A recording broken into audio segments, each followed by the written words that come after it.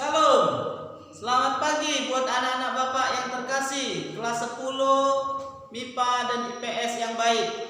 Jumpa lagi dengan Bapak di mata pelajaran seni budaya seni musik.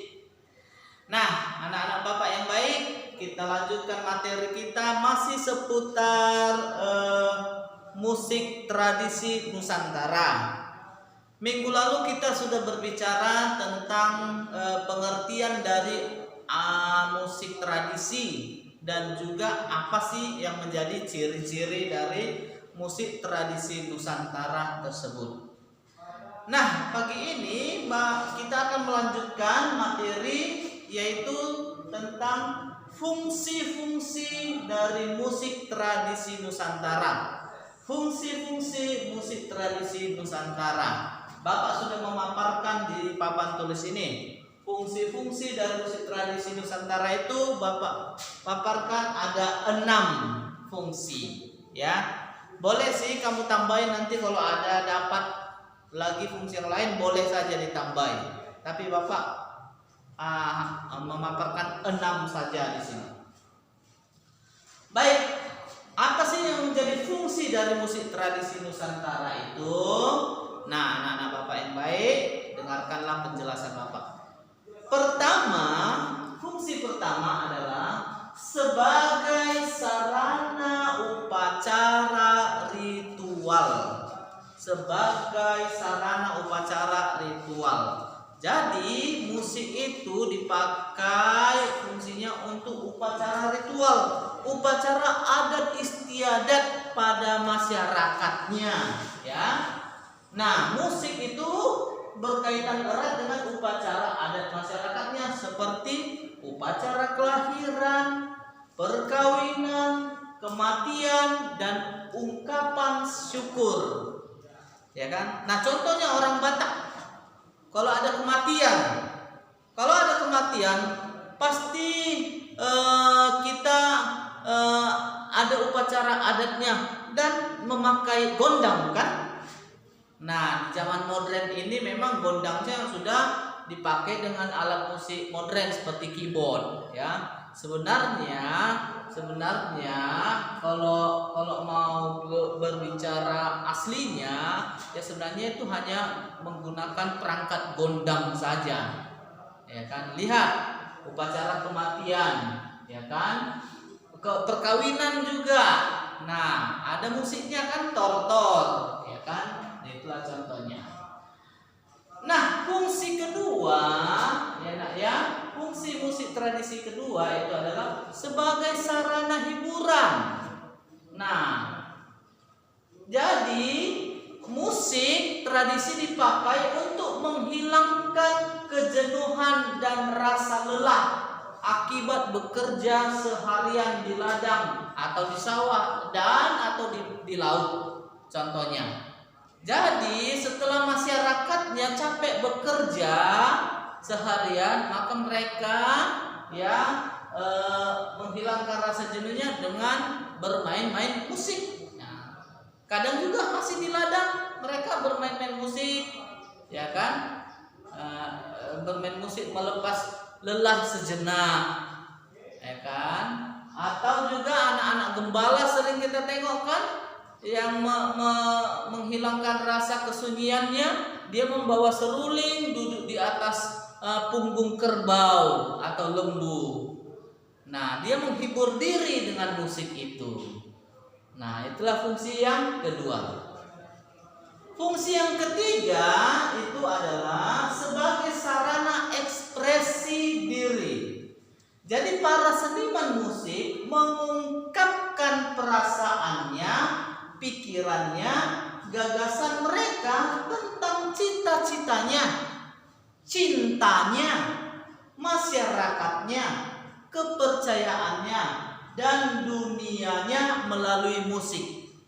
Dari musik itulah diungkapkan perasaannya, pikirannya, idenya, ya, diungkapkan tentang Tuhannya, masyarakatnya, diungkapkannya lah lewat musik. Itulah mengekspresikan diri.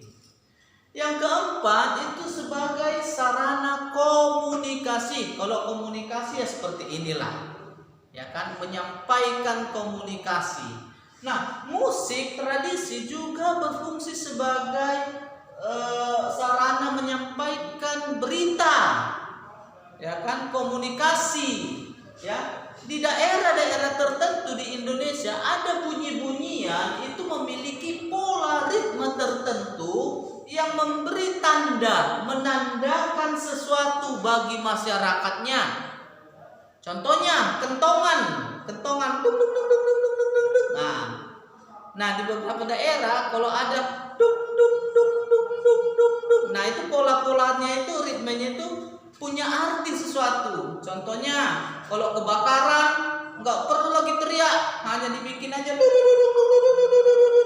masyarakatnya udah tahu. Kalau pola pukulan kentongannya begitu, maka tandanya kebakaran.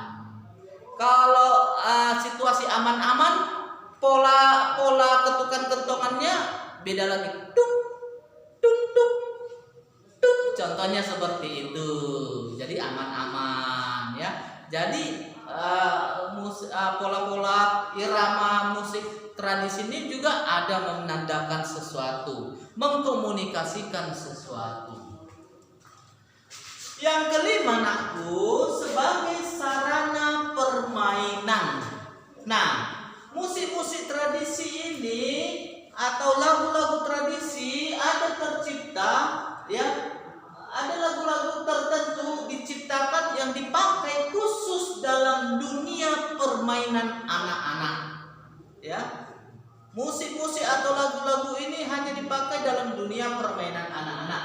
Contohnya lagu Cuk Cuk Bimbi dari Kalimantan Selatan, atau sapele sapele sapele sapele sapele Siria. Kenal lagu itu, ya?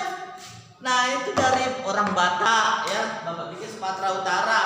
Nah, itu lagu permainan. Atau lagu Injit Semut dari Jambi.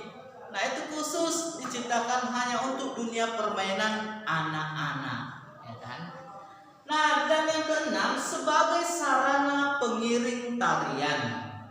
Nah, banyak musik diciptakan di beberapa daerah di Indonesia hanya untuk mengiringi tarian daerah saja, ya.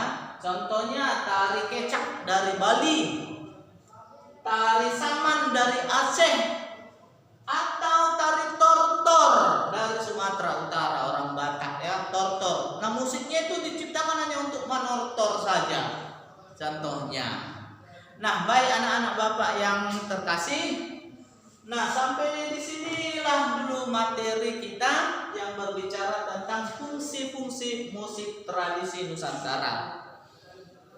Moga-moga apa yang Bapak jelaskan ini kamu mengerti, ya, kamu mengerti dan menambah wawasan pengetahuan kamu tentang musik Nusantara itu. Ya, nah jadi catatlah ini, nakku, di buku catatanmu, catatlah itu. Kemudian simpanlah, tidak usah dikirim hasil catatanmu, ya. Nanti suatu saat nanti akan ada penugasan nanti. Jadi terima kasih, pertemuan kita Bapak akhiri di sini. Jadi sampai jumpa, selamat pagi dan salam, tetap di rumah, sehat selalu. Salam.